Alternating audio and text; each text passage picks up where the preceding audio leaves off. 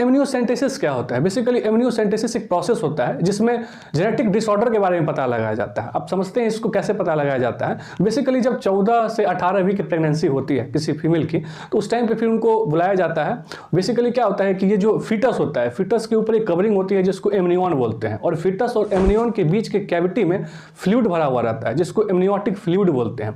इसमें कुछ stem cell होते हैं। अब सेल है तो उसमें क्रोमोसोम होगा, क्रोमोसोम होगा तो आसानी से उसकी कैरियोटाइपिंग की जाएगी। बेसिकली क्या किया जाता है कि डॉक्टर के थ्रू उसको लोकल एनेस्थेसिया दिया जाता है और निडल से उसके एमनियोटिक फ्लूइड को निकाल लिया जाता है। जब उस फ्लूइड को निकाला जाएगा तो स्टेम सेल भी बाहर आ जाएगा, फिर उसको कैरियोटाइपिंग की जाएगी। कैरियोटाइपिंग का मतलब होता है क्रोमोसोम के बारे में पता लगाना। बेसिकली अगर क्रोमोसोम 46 क्रोमोसोम उसमें होगा, अगर कोई भी क्रोमोसोम में किसी तरह का अगर डिफेक्ट मिला तो इसे आसानी से पता लगाया जा सकता है बेसिकली कि कोई जेनेटिक डिसऑर्डर तो नहीं है, like sickle cell anaemia, haemophilia, ये सब चीज़ एनसीईआरटी में यहाँ पे दी हुई है।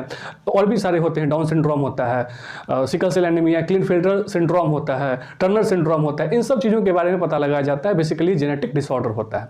लेकिन इस टाइम पे लोग मिसयूज ये करते थे, जैसे कि जब वो क्रोमोसोम का कैरियोटाइपिंग करते थे तो वहाँ पे XX क्रोमोसोम और XY क्रोमोसोम अगर उस फीटस में होगा तो वो भी आसानी से पता लग जाएगा। तो लोग इसका मिसयूज करने लगे। जैसे ही देखते थे XX है यानी कि वो लड़की है तो उसका एबॉर्शन करवाते थे। इस तरह से लोग इसका एमनियोसेंटेसिस का काफ़ी मिसयूज करने लगे। तो आप सोच के देखिए इसको क्या किया जाए, इसको कंप्लीटली बैन कर दिया जाए। अगर बैन कर दिया जाएगा तो वो माता पिता का क्या होगा जिनका वाकई में कोई प्रॉब्लम है, जिनके बच्चे में कोई मतलब डॉक्टर को लग रहा है कि इनका जो इससे पहले वाला चाइल्ड है उसको क्लिनफेल्टर सिंड्रोम था या टर्नर या डाउन कोई तरह का सिंड्रोम था, चांसेज हो सकता है कि इस बच्चे में भी हो। तो अगर बच्चे में ऐसा होगा तो उस बच्चे को बाहर लाना अच्छी बात नहीं है, तो उसको MTP कर दिया जाएगा, उसको एबॉर्शन उसका कर दिया जाएगा। ये तो जेन्युइन प्रॉब्लम हो गई। फिर बाद में गवर्नमेंट ने इस पर स्टैच्यूटरी बैन लगाया, यानी कि स्टैच्यूटरी बैन का मतलब ये होता है कि अगर जरूरत है आपको तभी करिए, नहीं तो इसका मिसयूज नहीं करेंगे आप। बेसिकली एमनियोसेंटेसिस के बारे में, इस जानकारी के बारे में आपको पता होना चाहिए।